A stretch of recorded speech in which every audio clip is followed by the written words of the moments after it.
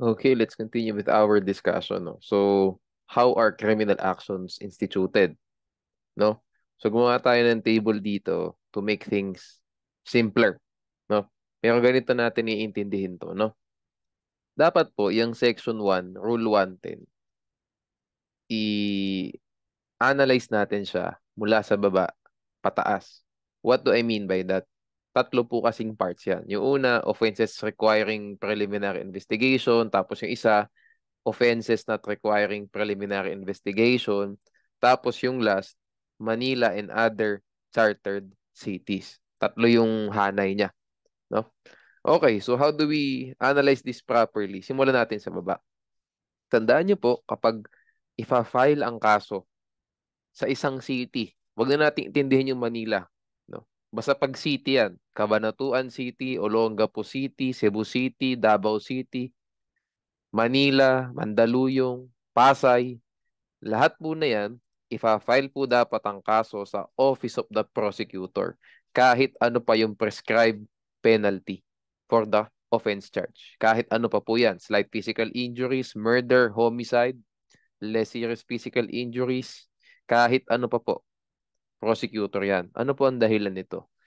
Hindi po tayo pwedeng mag-direct filing sa isang chartered city kasi ang expectation po natin pag nasa isang city ka, maraming tao, maraming residente. Pag maraming residente, maraming kaso na mangyayari between the residents, no?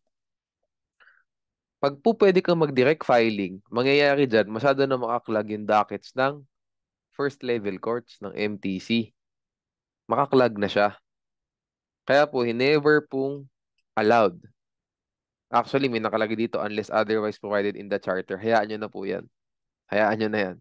Basta pag chartered city, hindi po pwede ang direct filing sa MTC kasi hindi po uusad ang kaso dyan.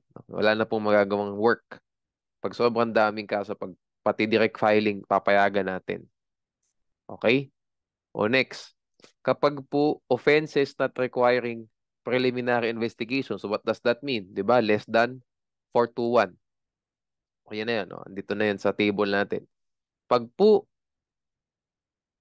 all other offenses, no, not requiring preliminary investigation, and asan po ang kaso? Sa munisipyo.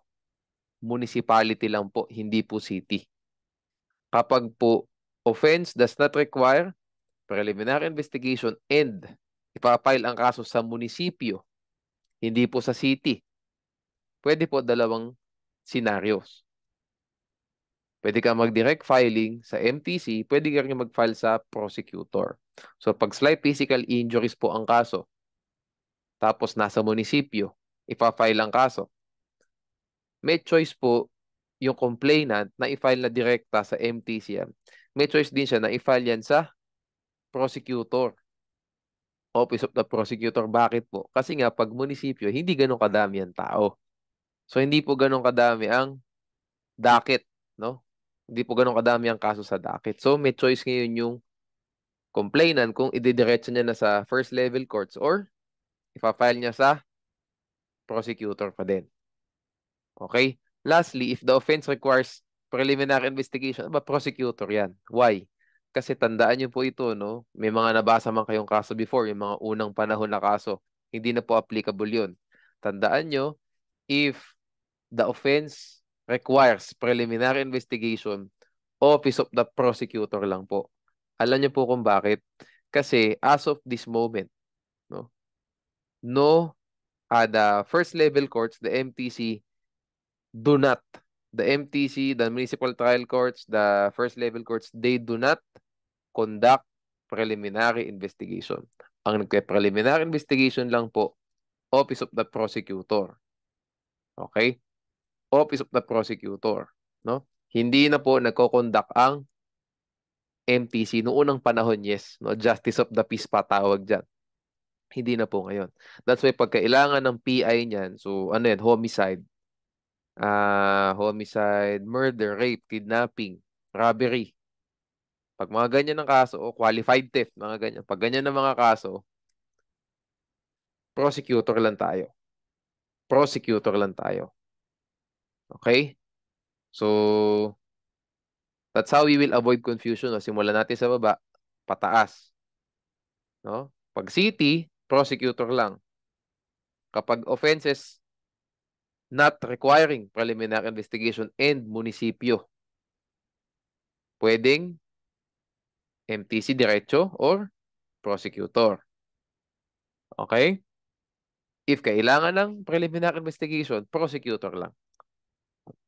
That's it, no? Okay.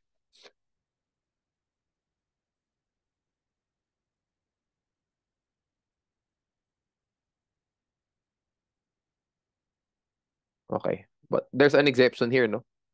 The complaint must always be filed with the office of the prosecutor when the law provides that the RTC has jurisdiction over the offense charged, kulang ng charge, no? Despite its prescribed penalty not exceeding 4 to 1. Example po is libel. Under the law po, revised penal code, ang libel, sa regional trial court natin ipa-file, no? Nasa yung terminology ng araw is court of first instance, no? That's regional trial court. So, ang libel po, kahit mababa lang ang prescribed penalty, hindi lalagpas ng 4 to 1 yan, hindi po natin pwedeng i-file ang kaso sa MTC. Hindi ka pwedeng mag-direct filing. Kasi nga, the MTC does not have jurisdiction over the offense charged in the first place. So, saan ka magpa-file? If you want to institute criminal action, pwede ba diretsa sa RTC?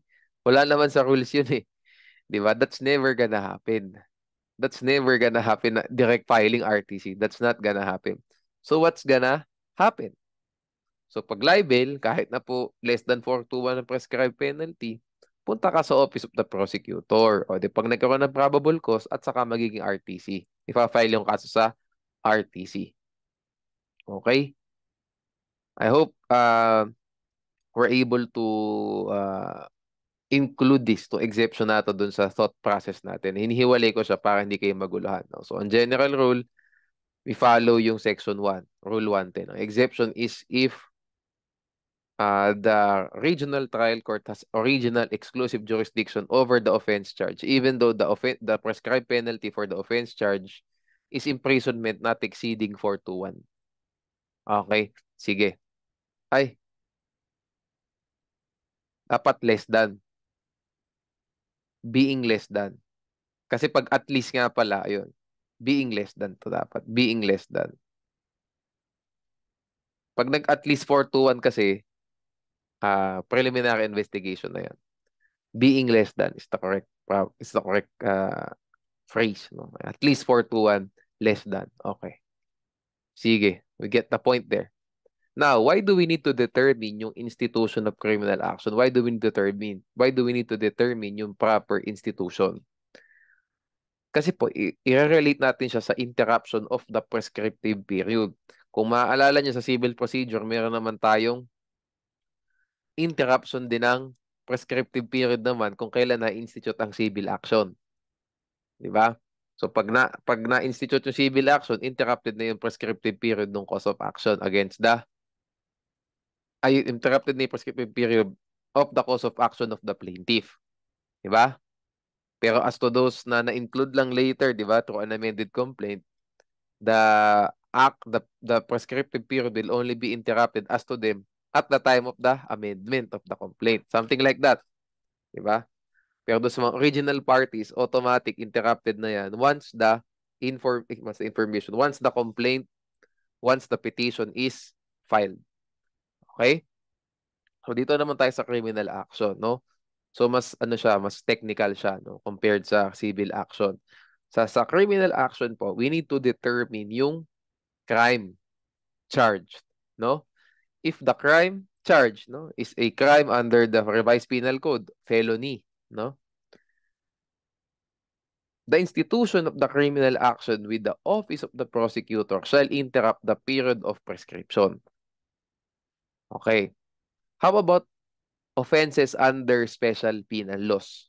Same thing, no?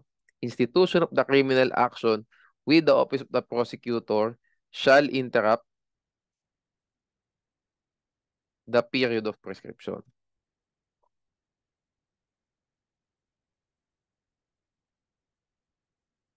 Okay.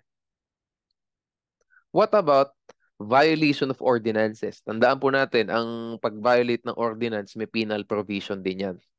Okay? Iba po ang interpretation. Iba po ang interpretation natin kapag violation of ordinance. Pag RPC at saka Special Penal Law, ma-file mo lang ang kaso sa prosecutor's office, interrupted na yung prescription of crime. Sa ordinansa po, hindi. No? The case shall be deemed interrupted. The prescriptive period.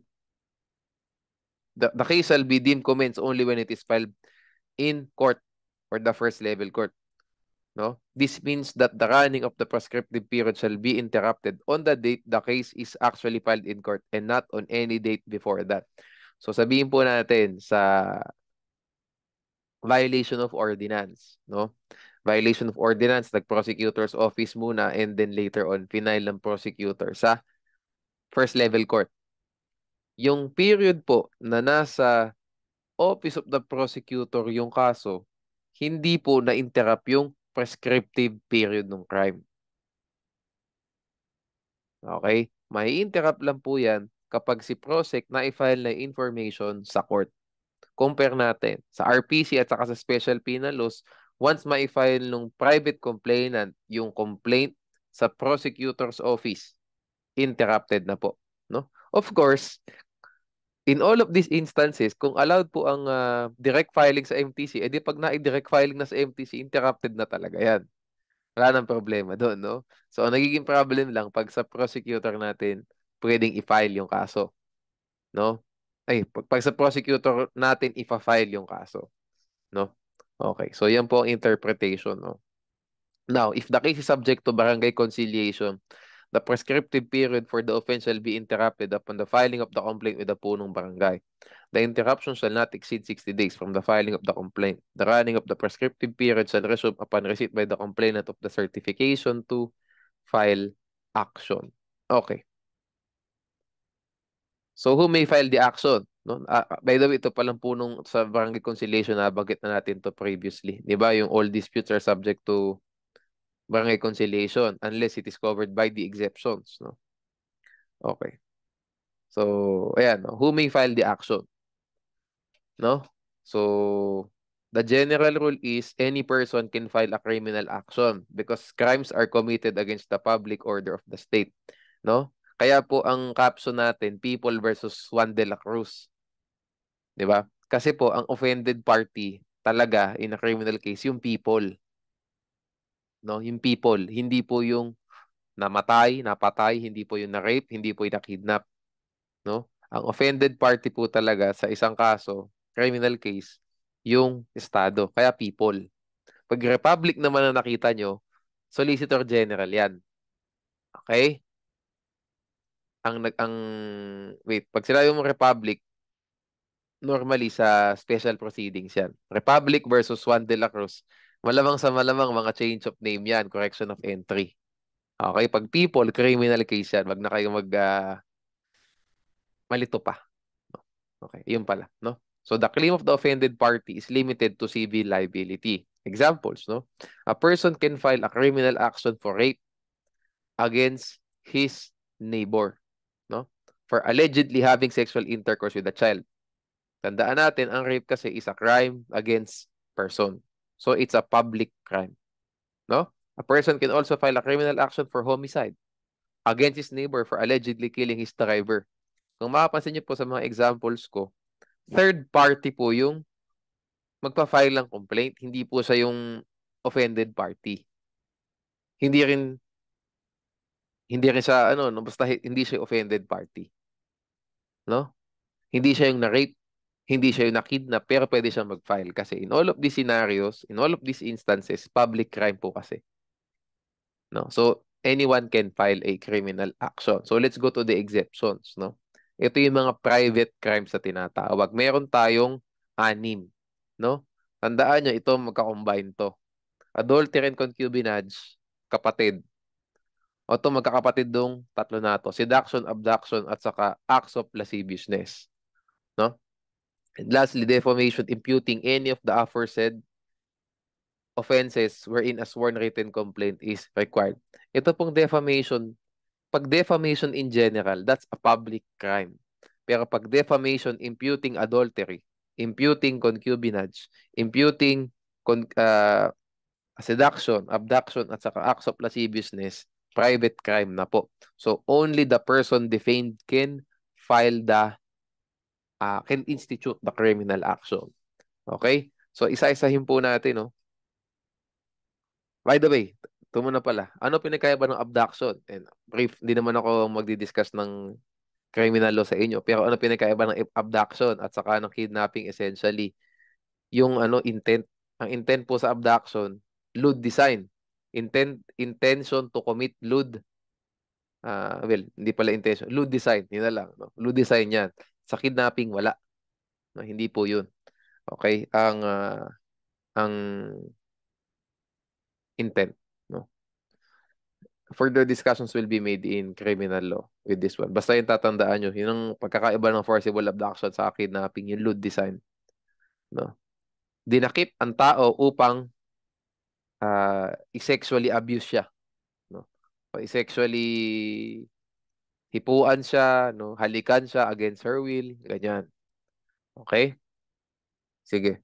So, adultery and concubinage, no? Adultery, kinocommit ng lalaki. Adultery, kinocommit ng babae. Concubinage, kinocommit ng lalaki. Okay? So, how does adultery happen? Di ba? Having sexual intercourse with another man other than his husband. Ang concubinage, mas grabe ang mga instances dapat. Di ba? May scandalous circumstance. They lived in as husband and wife. Itinira yung kabit dun sa conjugal home, mga ganyan. Mas, mas mahirap magkaroon ng conviction for concubinage as compared to adultery. Tangent ko lang, would this be unfair sa mga babae? Kasi ang babae makipag-sex lang sa lalaki. Pero ang babae makipag-sex lang sa ibang lalaki, convicted na, di ba? Other than his husband. Pero sa concubinage, may mga kakaiba pang circumstance bago magkaroon ng conviction. Is this unfair? Hindi na po. Kasi meron ng vowsy. So, yun po yung nakaresolba niya. No? Sa vowsy kasi, pag nagkaroon ng ah, psychological tuloy. Pag nagkaroon ng, tama pala, psychological violence dahil dun sa sexual infidelity na ginawa nung husband, pwede na mag-vowsy. May criminal na yun. Meron ng liability yun. Okay. Sige, no? As a general rule, for all crimes against chastity, the pardon must be, ito pa. Yeah. Ito pa lang itatakil natin dito, added notes. Ito yung with respect to pardon na at saka consent. No? Sige.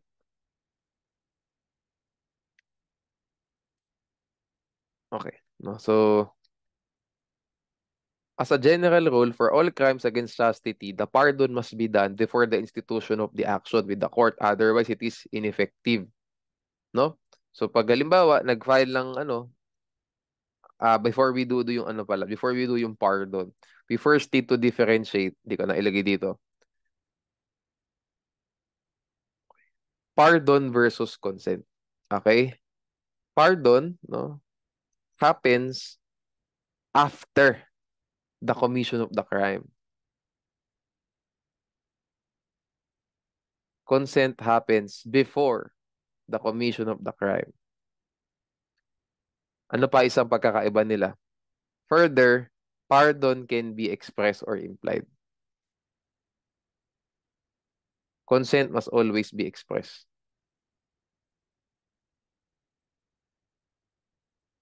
Yan. Okay, yun muna, no? So, yun ang pagkakaiba ng pardon at saka consent. So, sa general rule, for all crimes against chastity, the pardon must be done before the institution of the action with the court. Otherwise, it is ineffective. As exception po, marriage. Pag nagpakasal, yung offended party sa offender, extinguish na po yung criminal liability. Hinipuan ng offender, yung offended party, later on kinasal sila. Wala na pong criminal liability. Extinguished na po, no? Stated yan under the revised penal code. Further, this benefit applies to the co-principals, accomplices, and accessories of the offender who married the offended party. As exception to the exception, no? The marriage will not extinguish the criminal action or penalty imposed if it was invalid or contracted in bad faith to escape criminal liability. An example is when the marriage is annulled for being contracted with force, no? So sabi, hinipuan ni A si B. Para hindi makasuhan ni B si A, sabi ni A, pakasalan mo ako, no? Pinuwersa niya pakasalan siya. Pakasalan siya ni B. O, nagpakasal sila, later on na-annul yung marriage. No? Kasi nga may vitiation of consent, no? May force under Article 45 of the Family Code. O ngayon, in this scenario, na-extinguish by criminal liability? No. Because the marriage, di ba, was contracted in bad faith to escape criminal liability. Dapat pala na ganyan. Okay. Okay, no? So for adultery and concubinage, implied pardon is enough, such as living with or sleeping with the spouse after the crime was committed, no? For abduction, seduction, and acts of lasciviousness, as stated earlier, kailangan ng marriage before criminal liability can be extinguished. Okay. For adultery and concubinage, the offended spouse must institute the action against both the offenders. Hindi pwedeng yung kabit lang yung pa-file ng kaso. Dapat pati yung asawa niya, ipa-file din niya. Otherwise, hindi siya pwedeng mag-file ng kaso. No? Unless, syempre, namatay na yung asawa. Ano yung paramour lang ang papailan. Unless may mga ganun senaryo.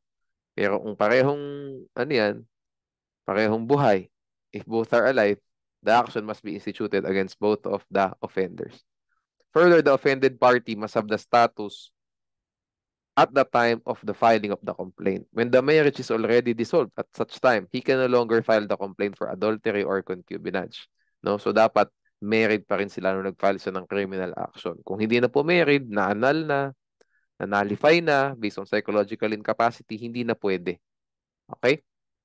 For abduction, seduction, and acts of lasciviousness, the pardon by the offended minor must have the concurrence of both parents. Must have the concurrence of both parents. As exceptions, the offended party can pardon the offender herself if she has sufficient discretion and she has no parents, or she has sufficient discretion and the accused is her own father and her mother is dead. Okay? So, unang senaryo, mayroon siyang discretion. Diba? And wala na siyang magulang. Or, meron siyang discretion and patay ni nanay, tapos yung tatay yung offender. Pero sabihin natin, buhay pa yung tatay, patay ni nanay, hindi pwedeng magkaaroon ng pardon nang hindi nagko-consent yung tatay niya. Kung ang offender, sabihin natin, kapitbahay, kaklase, katrabaho tuloy, kaklase o yung teacher, mga ganyan, no? Whoever. Okay? Basta hindi yung father, no? So, you get the point, no? She must have adequate discretion. Discretion will be determined by the court by examining the discernment of the child. Okay.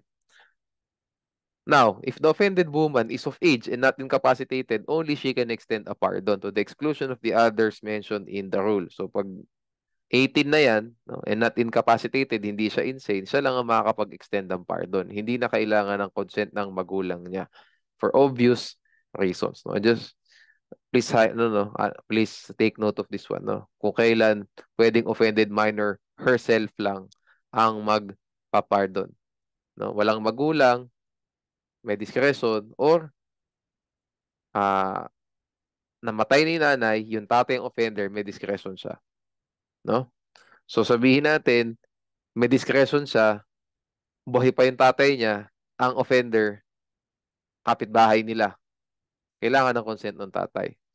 Okay. Control of prosecution, ito mas important to, no. So all criminal actions commenced by a complaint or information shall be prosecuted under the direction and control of the prosecutor. What does this mean? Para ang basic lang po ng provision, napaka-important po niyan. Ibig po sabihin yan, yung buong daloy ng prosecution, yung buong yung prosecution, basically, ang magdidirect talaga dyan, yung public prosecutor. Okay? So, walang gagawin na hindi madadaan sa kanya, yung prosecution. Okay, so the public prosecutor must conform to the pleading in a criminal case. Okay? The required conformity of the public officer was not a mere superfluity and was necessary to pursue a criminal action. A private party does not have the legal personality to prosecute the criminal aspect of the case, as it is the people of the Philippines who are the real parties in interest.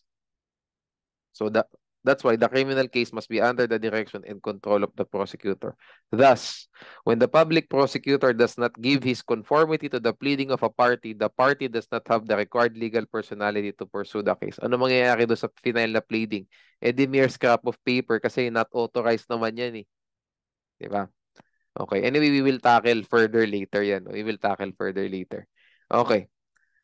Exceptions, no? Unang-una, pag may private prosecutor, no? So, pag nangyayari po ito, pag halimbawa, yung private offended party, gusto niya yung sarili niyang lawyer ang magpo-prosecute sa kaso. That happens often, no?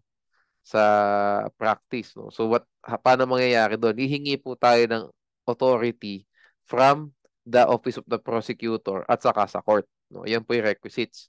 The public prosecutor has heavy work schedule or there is no public prosecutor assigned in the province or the city.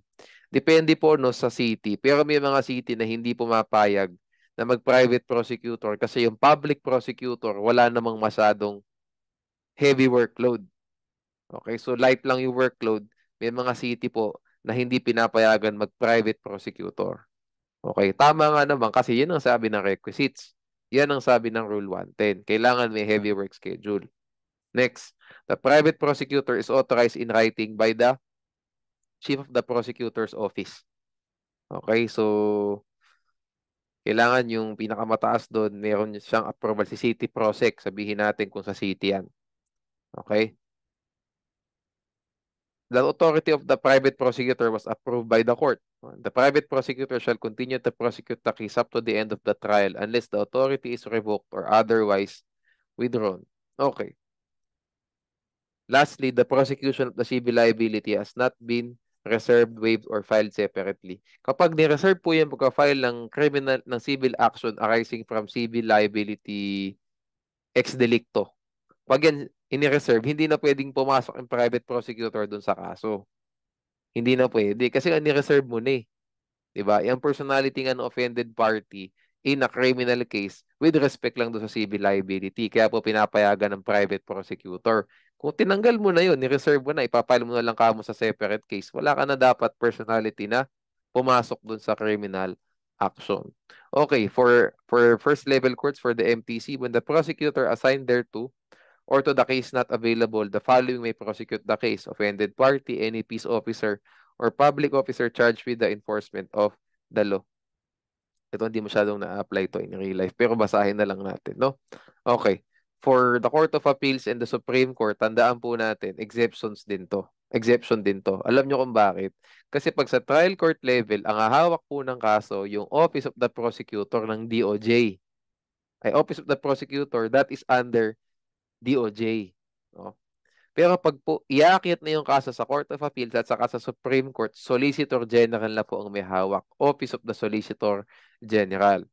So as a general rule, only the Solicitor General may bring or defend actions in behalf of the Republic of the Philippines or represent the people of the Philippines or the state in criminal proceedings before the Supreme Court and the Court of Appeal. Sabihin natin, natalo ang prosecution before the trial court sa RTC. Talo. So gusto ngayon, iakyat yung kaso sa Court of Appeals para ma-review. Siyempre, hindi ka pwedeng mag-appeal kasi double jeopardy yan. Acquittal yun, sabihin natin, inakwit ng trial court yung accused. Iakyat mo yung kaso, petition for certiorari under Rule 65. Kaninong pirma ang kailangan mo?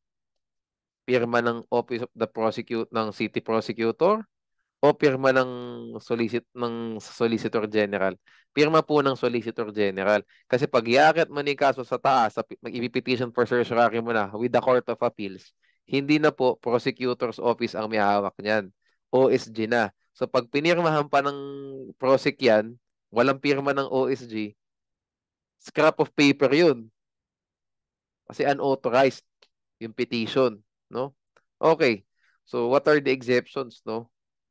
When there is denial of due process of the law, okay na yan? Last, when the private offended party questions the civil aspect of a decision of a lower court. Ibig po nating sabihin nito, sabihin natin ulit na talo yung prosecution sa trial court. Ngayon, nag-appeal yung offended party with respect to the civil aspect lang. Hindi po yung criminal aspect kasi hindi mo nga pwedeng i-appeal yung criminal aspect because that would violate the right against double jeopardy. So, pwede bang gawin nung private offended party yun? Yes. He can file an appeal with respect to the civil aspect kahit wala pong pirma, walang approval ng OSG. No problem. Okay? Kasi civil aspect yun eh. Siya mismo yun eh. No? Okay. So what are the guidelines when the private offended party wants to question the judgment in a criminal case? No? Ito po yung mga nakasulat. No? The private complainant has the legal personality to appeal the civil liability of the accused or to file a petition for certiorari with respect to the civil aspect. Depende kung ano yung ground niya. Di ba? Pag error lang of fact, then appeal ka. Pag error of jurisdiction, pag may grave abuse of discretion, baka certiorari yan. Okay? So the appeal or petition must allege the specific pecuniary civil interest lang no, of the private offended party. The failure to comply with this requirement may result to the denial or dismissal of the remedy. Okay. So the reviewing court shall require the OSG to file a comment. Ko-comment siya doon sa final na petition o appeal nung ating private complainant. Okay? Para saan po yung comment? No? If it appears that the resolution of the appeal or the petition for certiorari will necessarily affect the criminal aspect of the case. Okay. So para sa comment, the comment of the OSG must state whether it conforms or concurs with the remedy of the private offended party. What does this mean? Sabihin natin, nag-file po ng pleading, sabihin natin, appeal, ay petition for certiorari yung private complainant. Kanya yung andon, di ba? Siyempre, siya yung gumawa ng allegations doon. O ngayon, bahala po yung OSG kung tatatakan yan ng approval.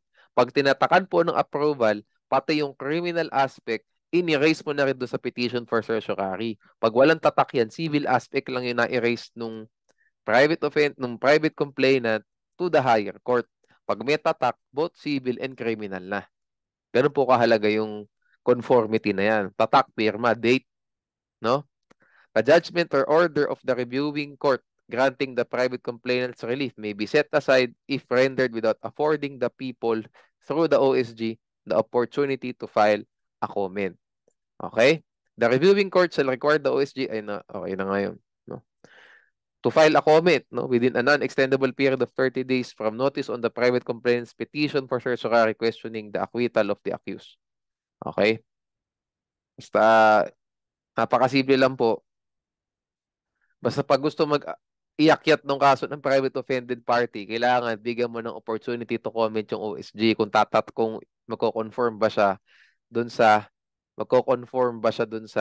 or magko-concur siya dun sa ifina-file na remedy ng private offended party. No? Pag tinataka yan, pag nag-concur yan, pati criminal aspect na erase na. Pero tandaan po natin, pag appeal yan, acquittal, di ba? Hindi pwede. Pag nag-appeal, sabihin natin, nag-file po ng appeal yung private offended party, tapos acquittal ang ruling ng trial court, hindi pwedeng mag-concur yung OSG. Kasi that concurrence would amount to violation of the right against double jeopardy. That would amount. Di ba? So, pag petition for certiorari, at saka pwedeng mag-conform. Saka pwedeng mag-concur.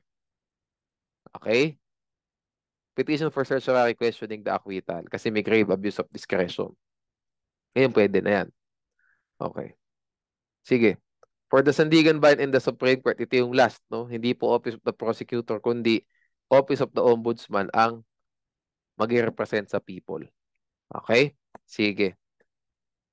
Pag yung kaso, syempre, you get the point, no? Nataka lang natin sa jurisdiction yung instances where the Sandigan Bayan has exclusive original jurisdiction. Yung tatlong requisites, di ba? Personality of the officer, relation to the offense, at saka yung amount of the damage. Pagpasok po sa lahat yan, Sandigan Bayan ang court with original exclusive original jurisdiction, ombudsman po ang hahawak through the special prosecutor, hindi po ang office of the prosecutor. Okay, so extent of the prosecutor's control. So prior to the filing of the information, the prosecutor controls what case to file, who to prosecute, the manner of prosecution, and the right to withdraw the information. Okay. Tanggalan natin yan. Right to withdraw the information before filing the information. No? Okay, yan. After the filing of the information, the following are already within the control of the court and not the prosecutor. Suspension of arraignment, granting an investigation, dismissal of a case, and downgrading of the offense or dropping an accused before plea. Okay, basta pag na-file na po yung kaso sa court, court na po ang may control nung kaso. No? Hindi pwedeng ma-dismiss yan just because nag-file ng motion to withdraw yung prosecutor. Pwedeng i-deny yung motion na yun. And then we proceed with the case. Okay? Sige. Sufficiency of complaint or information, no? So dito, pwede kayo matanong saan? Sa sufficiency of complaint or information. Pwede ang tanong sa inyo sa bar dyan, bibigyan kayo ng sample information. So that on or about, blah, blah, blah. Yung nakalagay dyan. And then you need to enumerate the grounds, no? Why the information will be quashed, if any. So, ito pong sufficiency of complaint or information, magiging po siyang related sa motion to quash under Rule 117, may ka-combine. Okay. So, doon nyo makikita, no? Kaya po lagi natatanong yung motion to quash din. No? Pwedeng matanong ang motion to quash through that, no? Parang ganun yung bibigyan kayo ng sample information and then you analyze kung ano yung mga grounds to quash dyan. Or pwede kayong tanongan ng straightforward na facts contention question. Oh, should the motion be denied? Should the motion be granted? Pwedeng ganun din ang tanong sa inyo. Okay? So, sufficiency of complaint or information. No? So, ito po, no? When an information for rape indicates that a crime was committed by means of force without the specific acts of force, the same is not fatal because the information alleged the ultimate fact that the rape was committed by means of force. Meanwhile, for estafa, the information cannot merely allege that the accused defrauded the complainant. The information must allege the specific fraudulent acts. Okay? Now, what about for hazing? In the case of hazing, no, plain reference to a technical term like hazing is insufficient and incomplete, as it is but a characterization of the acts allegedly committed and thus a mere conclusion of law. Ano ba ang sabi kasi sa Section 6 Rule 110? Nakalagay po dyan sa Section 6 Rule 110, dapat yung acts or omissions complained of as constituting the offense, i-allege mo sa information. Pag sinabi mong hazing lang, what do you mean by hazing? What do you mean by that? Diba? Paano ba ginawa? No? Tinorture ba? We don't know. Diba? So it's a mere conclusion of law. You need to allege. Diba? You need to allege how was their hazing. Kasi tandaan po natin ang initiation rights, hindi po per se illegal yan. No? Magiging lang pong illegal ang initiation rights kung nagkaroon na ng hazing. Magkaiba yun. So you need to specifically allege bakit siya naging hazing. No, case to case basis to, by the way, no. Yung acts or omissions, no? Kung matatanong kayo sa section 6 rule 110, doon sa salitang acts or omissions complained of, doon kayo pwedeng matanong whether the acts, whether the elements, were sufficiently alleged or whether the elements were not sufficiently alleged. Doon kayo pwedeng matanong. Okay? Doon kayo pwedeng matanong. So, yung case to case. No? Okay. Next tayo, no? So, general rule, a defective information cannot support a judgment of conviction. Kasi makakwash nga yan, di ba? Exception is where the defect in the information was cured by evidence during the trial and no objection appears to have been raised. As example, no? Namali po yung date. Namali yung date nung commission of the crime. O later on, hindi naman ito inobjekta, no? Hindi ito inobjekta nung accused. Tapos dito inobjekta nung accused nung nagpresent ng evidence yung prosecution that this crime was committed on a different date. Cured na yun, yung defect na sa information. What are the exceptions to the exception? No? So ulitin natin, general rule, a defective information cannot support a judgment of conviction. Ang exception is if it is cured by evidence, if no objection appears to have been raised by the accused.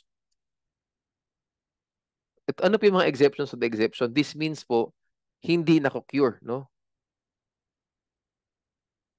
The information cannot be cured. Ibig ko sabihin dito. Yan.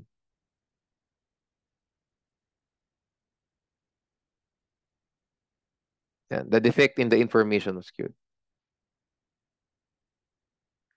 The defect in the information cannot be cured. How does this happen? Meron pong apat na examples. First is the facts do not constitute an offense. Why? Because the right of the accused to be informed of the accusation of the cause of accusation against him must be upheld. Okay? So pag po hindi enough, sabihin natin ang crime na kinumit daw niya, estafa, hindi mo inallege yung element of fraud. Pwede ba siyang ma-cure? Later on, papatunayan during trial na may fraudulent based sa text messages na binigay yung text messages ni A at saka ni B, nagkaroon po ng misrepresentation si A, sabing ganun. Sinabi yan ng prosecution during trial. Pero hindi po na-allege yung salitang defrauded or misrepresented dun sa information. Yun po ang yun ang question. Can the evidence, yung text messages, can this cure the defect in the information? No. Kasi the facts do not constitute an offense. It does not constitute an offense kasi hindi enough yung elements. Hindi enough yung elements. Pag hindi enough yung elements, the information cannot sustain a conviction kahit na gaano pa kaganda yung evidence mo. Kahit na naipakita mo talaga sa text message na talagang binudol ni ACB. Sinabi niya ganito, noon naman pala wala. That cannot sustain a conviction. Okay? So ulitin natin, general rule, a defective information cannot support a conviction. Exception is if the defect was cured. How? By evidence presented during trial. Example nga is itong sa date. No? Sa date. No? Kasi kahit naman namali yung date, the facts still constituted an offense kung nasabi lahat ng elements of the crime. Okay? Unless yung talagang date is itself an element of the crime. No? Mamaya, natakil natin yun. Anyway, like, namali ng date ng commission of the crime. Tapos later on, kasi hindi naman prescribe, no? Hindi naman prescribe yung crime based dun sa nailagay na date do sa information. And then later on, ipinresent during trial yung tamang date ng commission of the crime. That's fine. No problem, no? Halagyan natin dito, note the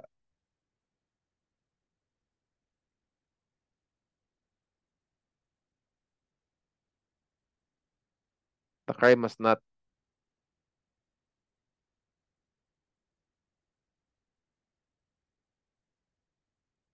be prescribed based on the date alleged in the information further.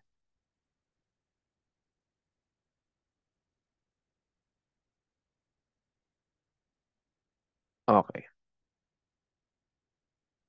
Yeah, next, no? No jurisdiction over the offense charge. So, hindi siya pwedeng ma-cure. Kung ang pinailang kaso sa MTC sa RTC pala, the this defect, di ba, cannot be cured by evidence. Kasi nga, ang jurisdiction over the offense charge, di ba, not subject to acquiescence, waiver, agreement, di ba? It is conferred by law. Okay? Criminal action or liability has been extinguished. Okay? So, hindi siya makakure ng ang criminal action or liability has been extinguished. Ano-ano yan? Yan yung death of the offender, service of sentence, Article 89 yan, no? Absolute pardon, amnesty, prescription of crime, prescription of penalty, at saka marriage of the offended party with the offender. Ito, no? So how is criminal action or liability extinguished? Sabihin natin prescription, no? So hindi siya makikure ng amendment, no? Kaya ang nilay ko rito, the crime must not be prescribed based on the date alleged in the information. If based on the allegation in the information, sabihin natin, ang inalleged na crime, rape, the reclusion perpetua yan. Pero based dun sa date na nakalagay sa information, 30 years have already elapsed from the time of the commission of the crime kasi that on or about yan eh. Ba? That on or about 1990, May 1990, sabing ganyan. Tapos i-final po yung kaso, May 2020 na. 30 years have elapsed. Tapos sasabihin niya later on during trial, hindi po, 2005 po na-commit yung incident.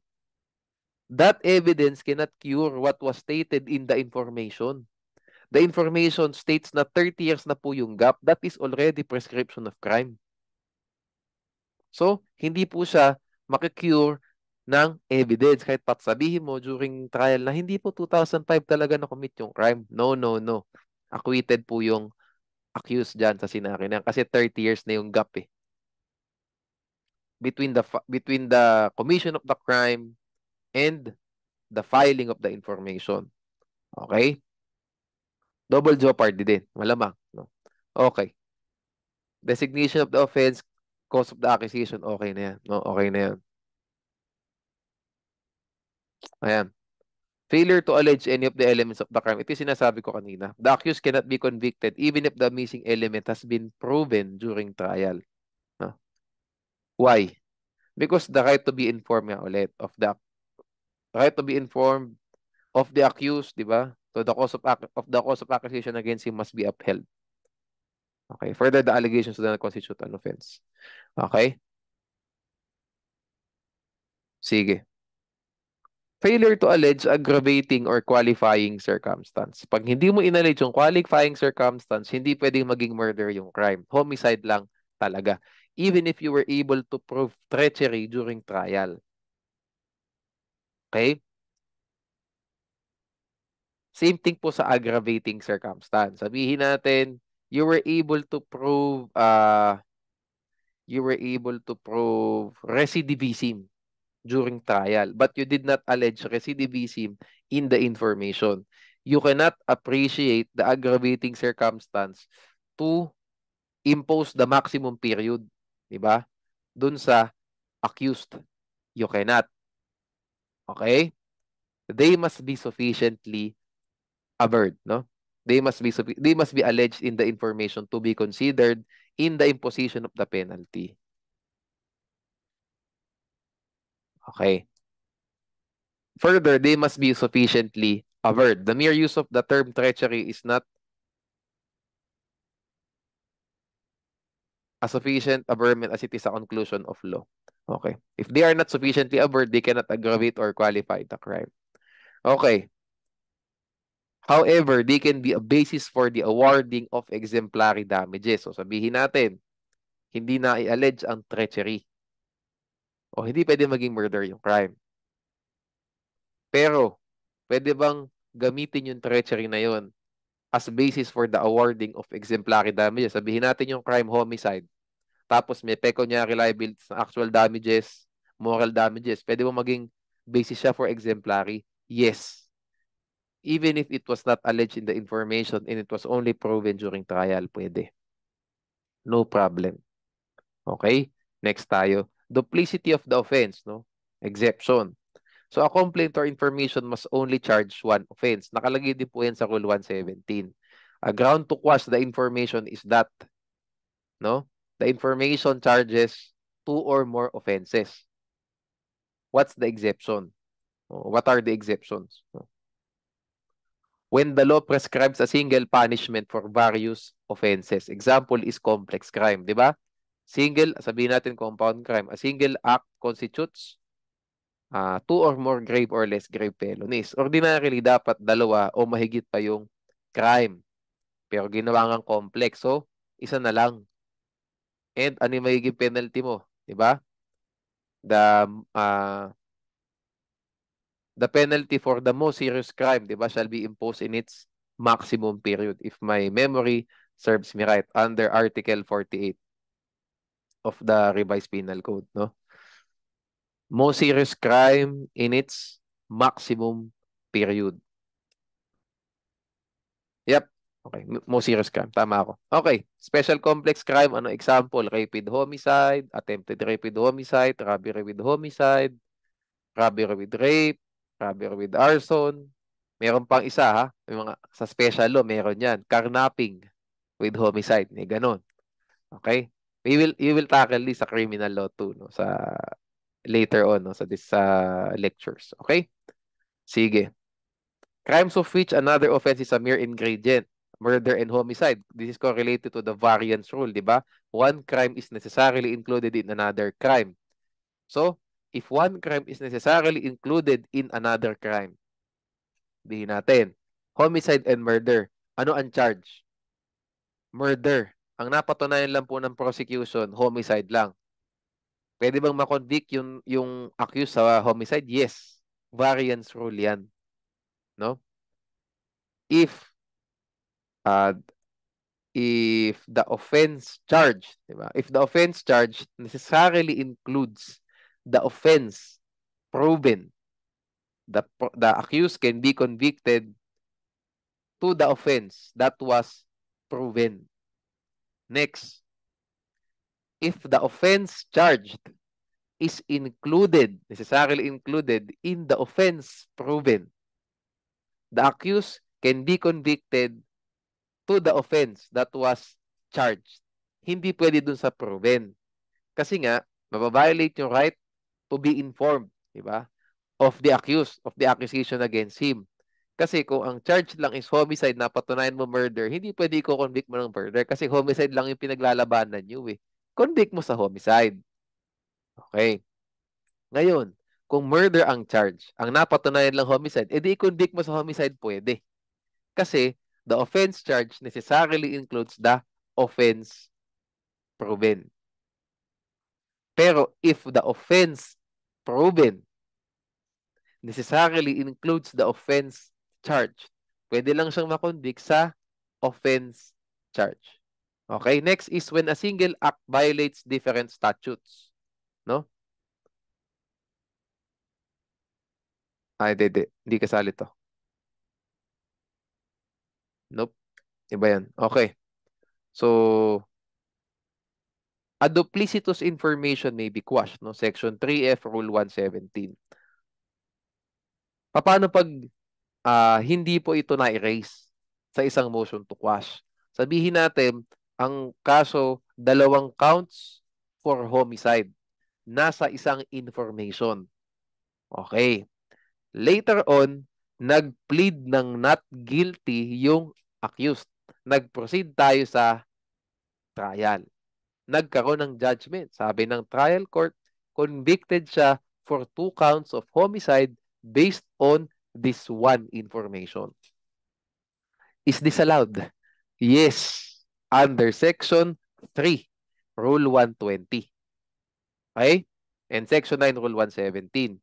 The failure of the accused to assert such ground to quash before the arraignment and plea shall be deemed a waiver of the right to raise the same. Thus, he may be convicted for as many offenses as are charged and proved. Okay, so pwede po, no? So ganito, pag two or more offenses ang chinarge sa isang information, pwedeng i-motion to quash. Pag nag-file ng motion to quash, pwedeng makwash yung information. Paano pag hindi nag-file ng motion to quash, nag-plead ng not guilty? Waive na po yung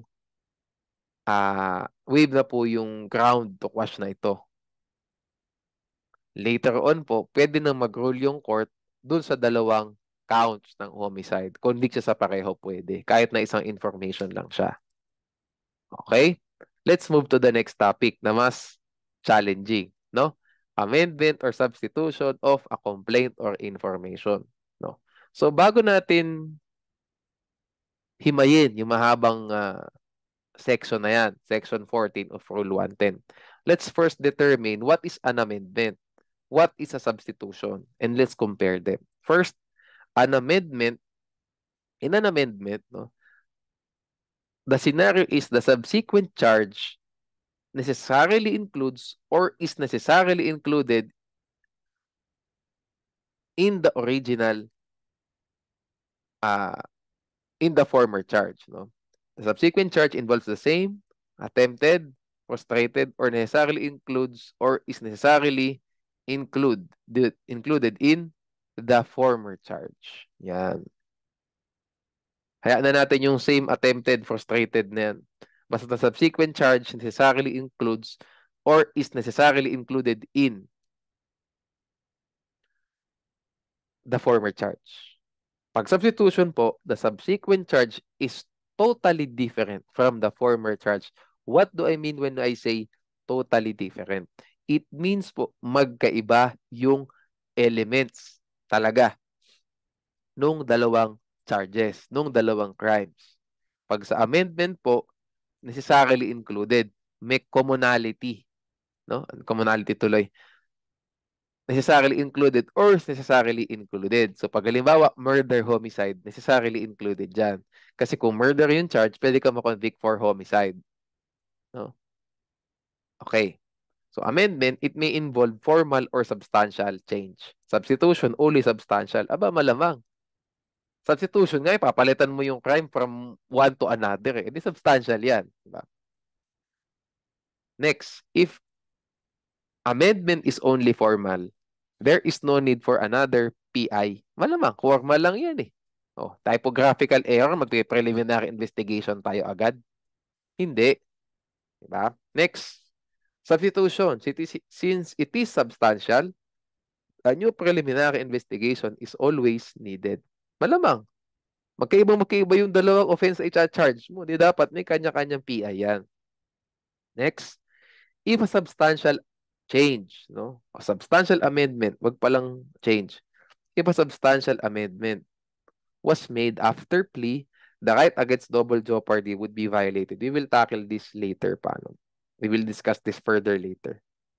Now, for substitution, since the two charges are totally different from each other, magkaiba sila eh, there can be no double jeopardy. Ano dahilan? Because the second jeopardy will never attach. What's the second jeopardy? Sabi po ng second jeopardy, the subsequent charge, yun nga, shall be the same, shall be attempted stage, frustrated stage, necessarily includes or is necessarily included in the former charge. Hindi po mag-a-attach yung second jeopardy in substitution. That's why wala pong magiging double right against double jeopardy na mababiolate. Okay? Sige, so tandaan niyo po yung 4 distinctions na to, no? Basta sumutota lang. Let's make things simple. Pag amendment, included. That's the word. Pag substitution, totally different. Okay? Sige.